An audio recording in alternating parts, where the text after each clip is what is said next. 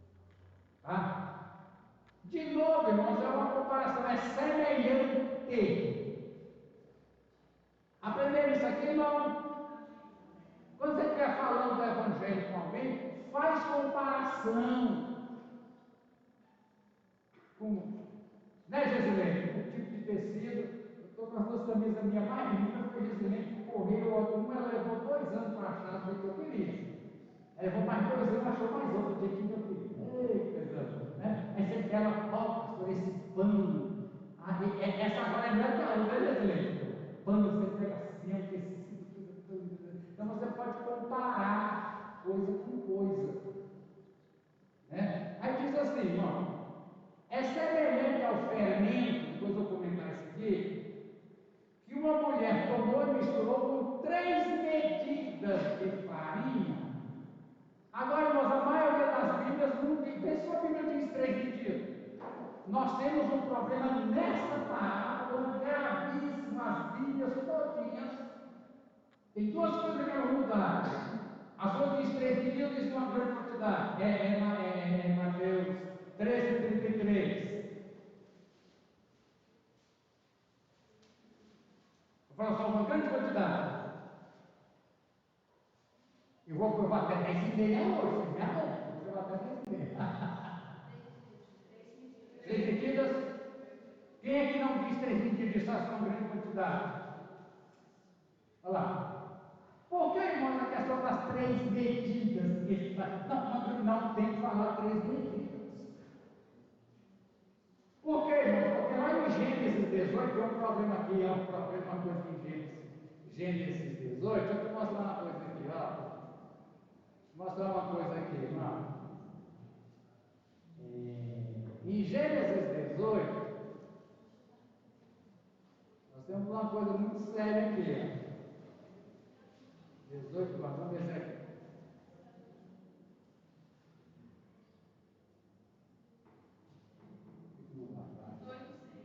18:6. Mas Gênesis 18:6, Abraão está ruim agora. Diz aqui, Abraão morreu, irmão, você sabe como é que foi, né? Abraão está ali, mas o que acontece? O Senhor, Deus, apareceu a Abraão. Apareceu. Você acha isso aqui pequeno? Jeová Deus apareceu. Isso aqui nós chamamos de teofania. Fania é de forma, e também é de visão, de luz, ele se tornou visível. Era assim. Era a hora mais quente do dia, Abraão olhou para cima e viu 3 homens em pé na sua frente. Quem são os 3 homens, irmão? Pai, o filho. No fim da conversa, Abraão vai finalmente de Elohim, ó Deus. O Pai e o Filho e o Espírito Santo não tomam forma humana. E vai falar com Abraão. Abraão já diz, Senhor, venha para mim dentro de casa, eu vou mandar trazer água, comida. Aí diz assim, e disse para Sara, Sara, como é que é a sua Bíblia normal? Pega quanto? Versículo 6? 3 medidas. Como é que a palavra Jesus soltou que a mulher pegou quanto de trigo? 3 medidas. Que aqui diz aqui, irmãos, 10 quilos.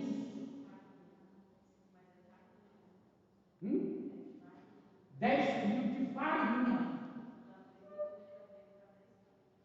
Não é 3 medidas de fermento, não, é 3 medidas de farinha. Não é 3 medidas de farinha que diz a palavra? Deixa eu ver aqui. Vamos ver aqui. Vamos ver aqui, deixa eu ver aqui. Ó, a mulher tomou 3 medidas de farinha. Tomou fermento, misturou com 3 medidas. Irmãos, essa medida aqui, ó, no grego é sá. Diz assim, ó. O sá era uma medida que variava de 17 e 13 quilos cada uma. Aquela medida lá, eles tomaram outro, mais 3 vezes. Não foi um saco de farinha de trigo. Eu achava interessante, porque eu pensei que era feito um pãozinho que eles comiam.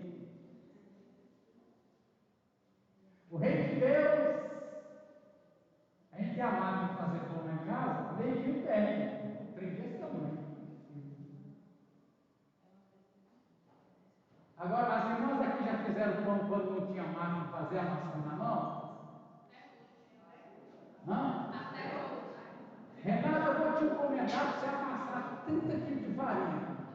Não dava. É porque, irmão, fazer pão era tarefa de mulher, divisão social do trabalho. Pão, amassar pão, bater pão, sovar pão, é serviço de mulher. Mas certamente Sara não estava sozinha, porque ela tinha várias servas. Lá vem. Sozinha não estava.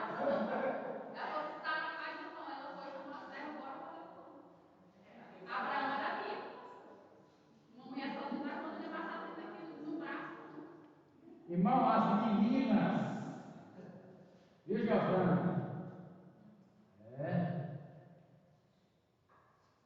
Viu, Ana Júlia?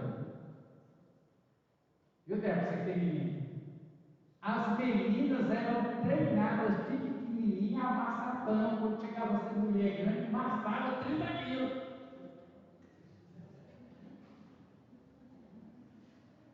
Hoje, os meninos, não sei, procuram nas mulheres. O cara olhava para uma mulher assim, olhava para o braço dela, será que essa aqui está acontecendo amassar 30 quilos de farinha? Sim, Deus não quer casar com ela. Ei, as mais magrinhas, né? As mais magrinhas dá trabalho, hein? Ô, bichinha, você está conseguindo passar 30 quilos de farinha. Então, irmão, o reino de Deus, é que eu achei interessante isso aqui, né? Não é como uma pessoa, é uma pessoa que faz um. Aí eu vi aqui, irmão, que isso estava para alimentar mais ou menos 150 pessoas. No reino de Deus é um grande, não é um tipo de farinha, não, é 30 quilos de farinha. E eu até calculei aqui, Renato, era mais ou menos 1.900, 2 quilos de fermento. Vou encomendar para você, para ter aqui na sua casa, vai dar 30 quilos de farinha, se quiser você salvar a igreja todinha, na próxima evento que tiver. E é só tempo, e não tem criado para ajudar, não. Tem mesmo, não. Agora outra coisa, irmãos, aqui em Lucas, abre em Lucas 13. Mudaram outra coisa séria. Diz no versículo 21, é semelhante ao fermento que uma mulher tomou e escondeu. Quantas vezes diz escondeu? A sua King James está aí? Lucas 13, João. É Lucas 13, 21. 3 medidas da refeição. Não, mas fala aí, ela fez o quê? É semelhante ao fermento que uma mulher tomou e escondeu em 3 Escondeu. medidas da refeição. A palavra não é escondeu. Quantas Bíblias quer dizer que a mulher escondeu? Quem tem a Bíblia que a mulher escondeu? Escondeu. A maioria das Bíblias aqui não diz escondeu, verdade? Quem aqui não diz escondeu? Quem tem a Bíblia que não fala escondeu? Irmão, mudou o original, disse escondeu. Mas a questão aqui, irmãos, é que esconder. Jesus diz, irmãos, que o reino de Deus, isso é o original grego. O reino de Deus, ele vem como? Escondido. Por que Jesus contava parábolas? Para esconder. É como hoje, irmão, no Brasil, quem quiser falar do governo tem que esconder, tem que falar de Zé Bonitinho. Não sei o que se falar. Era a mesma coisa, irmão. Jesus sabia que ele era perseguido e ele não queria morrer nessa hora. Então tinha que esconder. Eu até fiz aqui umas leituras. Ó, quem lê para mim Mateus 13, 44? Eu vou ler também, por aqui, Mateus 13, 44. Só que essa aqui está de hoje, mas eu vou tentar aqui, Mateus 13, 44. Mateus 13, ó.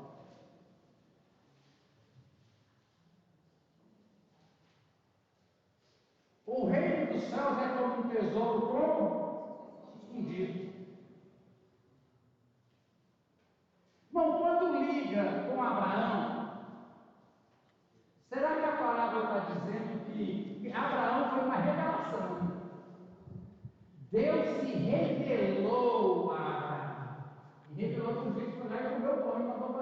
tirou esses 3 homens. Eu estou com 3 visitantes aqui, Sara, faz 10 quilos de pão. Meu Deus! Provavelmente era para eles comerem, levar na viagem. Mas então, irmãos, o rei, quando faz a parábola do fermento, o reino de Deus é como um saco de farinha,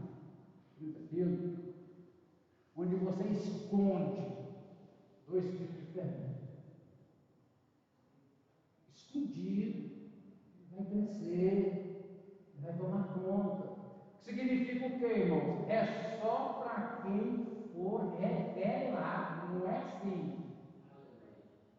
Nós entendemos isso, irmãos. A gente recebeu o Evangelho foi por revelação. A leitura humana do Evangelho não nos leva a nada. Mas então, irmãos, todos nós que estamos aqui, nós somos revelados. Ou melhor, Jesus se revelou a nós. E nós enxergamos.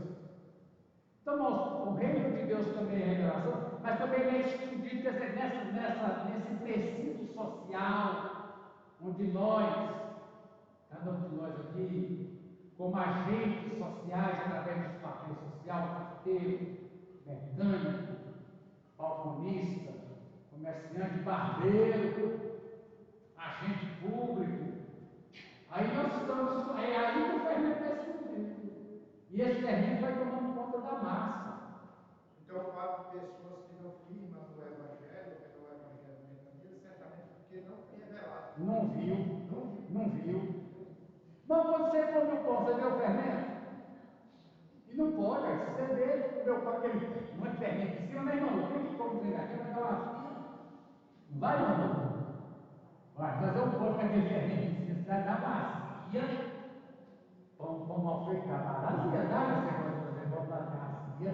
Então o fermento é que está escondido. Então a nossa presença é escondida. Escondi a tua palavra. Escondi a tua palavra. Nós estamos, irmãos, escondidos como pessoas que é o vereador, é o secretário municipal, é a comerciante, é o açougueiro. Mas aí somos nós escondidos, nós somos o fermento, nós somos. Quem é o fermento? Nós somos o fermento na massa, nós é que somos o fermento. E a gente não aparece. Até onde eu sei, levando, o fermento não aparece. A gente vê só o pão com esse pão é de quê? É de trigo.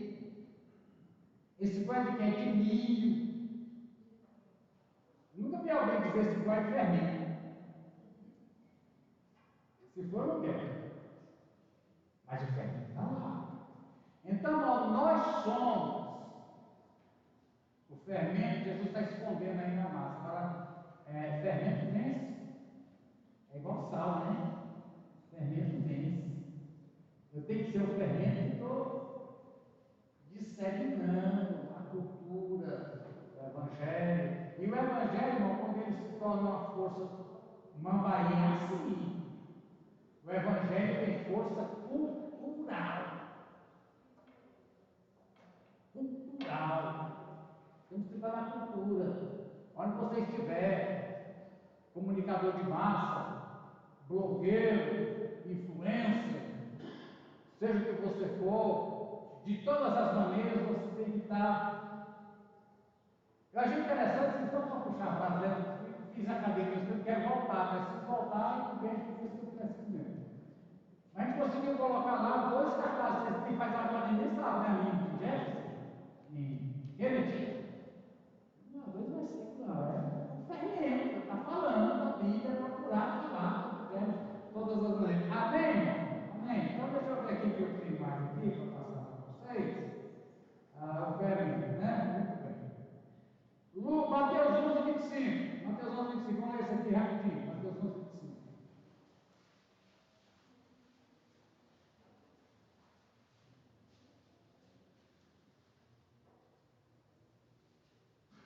Naquela ocasião, Jesus disse: graças te dou, Senhor dos céus e da terra, porque mostraste às pessoas sem instrução aquilo que escondeu. O que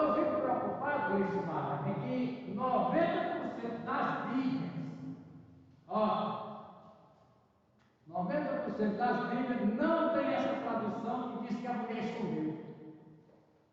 Diz não. Fala que ela misturou, ela acrescentou, e o original diz, escondeu e fala 3 medidas. Aí ele vem, irmão, eu pegar, olha que horror, olha que horror. E quem vem e fala que olha que horror. Ó, diz assim, ó. É como o fermento que a mulher misturou com uma grande quantidade de farinha. Misturou com uma grande quantidade de farinha. E dizer que pegou 3 medidas e escondeu é outra coisa, irmão. Tradução de Bíblia está passando por cima de coisa que não pode passar por cima de coisa. Pastor, esse fermento aqui, quando fala que escondeu, a gente tem que lembrar que não é esse fermento que a gente conhece, não. É fermento natural. Por que ele escondeu? Porque se ficar à mostra, ele morre. Tem que ser escondido. Porque botava, faz com a própria farinha e coloca lá e depois que ele seduz. Você tira um pedacinho e guarda para o próximo. É fermento natural, não é o fermento dos ossinhos. Por isso que fala que ela escondeu até fermentar. Ela botava num lugar escuro para fermentar, para acontecer a fermentação. Muito bem. Porque se vai ficar exposto, ele morre. Pois é, mas aí por que a NVI e a própria Almeida, Nova Almeida, não fala que ela escondeu e não fala que ela fez medida? Diz que pegou uma grande quantidade e misturou. Não, pegou uma grande quantidade e misturou. E pegou 3 medidas e escondeu, são 2 conversas diferentes. É grave o problema nosso de tradução de Bíblia. A sua King James, é claro que escondeu. Mas a tradução das melhores que é que faz. Porque eu tenho ela aqui, irmão, na Almeida Revista e Atualizada. Agora a King James foi vendida algumas, tem até algumas para vender. Eu até estou falando para os irmãos para comprar a nova Almeida atualizada, estou falando agora, compra a King James. Pastor, antigamente o pão da ceia não fazia com fermento. Hoje já faz com fermento? Não faz, não tem problema. Antigamente não fazia. Mas não tem problema não, irmão. Irmãos, o problema do fermento era lá na Páscoa. E era para carregar o pão. É proibido também mel. Até perguntei para outro que mel fermenta. Não podia apresentar nada a Deus com mel, porque mel fermenta. Mas, irmãos, a Bíblia não considera um produto químico, fermento, pecado, não. O que a Bíblia considera pecado é o fermento espiritual dos herodianos, que são os políticos, dos fariseus, que são os religiosos, mas o fermento mesmo em si. Irmãos, sabe como é que eu te digo isso?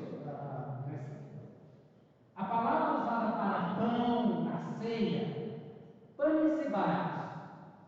Pão comum. Pão você pode ir lá na padaria e comprar. Não pode ser com pão na padaria? Pode. Não tem que ser um pão. Pão de cada dia, pão nosso de cada dia. Porque não está no segredo da ceia, festejamos a presença de Jesus, não está na composição química do pão, está na participação, sabendo que é uma coisa espiritual, é outra coisa diferente. Então a palavra para pão da ceia em Coríntios, viu, Leslie? É pão comum. Eu só quero falar porque antigamente não fazia com essa lista. Fermento natural. Não, se quiser fazer, também fala, mas então não pode ter sempre construído. Pode ter sentimento, pode ter sentimento. O que não pode é comer indigamente. Não está no pão, está em quem come. Entendeu, irmão? O problema da ceia não está no pão, está em quem está comendo o pão. Esse é que tem que estar sem fermento na vida dele. A vida dele tem que estar sem fermento. Não é o pão que tem que estar sem fermento. Entendeu, Davi? O pão, agora, se o pão está com mais ele está só fermento do mundo. Fermento da política é bom, mas o fermento da política, seu vereador, cuidado com o seu vereador, cuidado com o fermento da política, né? Ele é venenoso. E E a maioria das pessoas, na política, por exemplo, passei 1 minuto, se corrompe. Vou parar, senão essa pegação. Amém? Amém. Vou mostrar a vocês. Vou me mostrar aqui também, quem quiser me ver. Deixa eu ver se está falando. Fico de costa, alguém pergunta quem é essa pessoa? Sou esse aqui, sou eu. Terminamos? À noite, 7 horas. Abençoado tudo. Algum aviso, irmão? Após a escola, ensaio de jovens e adolescentes. Se tivesse avisado, eu tinha terminado antes, irmão. Amém. Mas amém? Tá. De noite tem cantina? O pessoal da cantina? Não, vou. Então nós vamos terminar. A gente costuma terminar do onde começou, irmão Renato.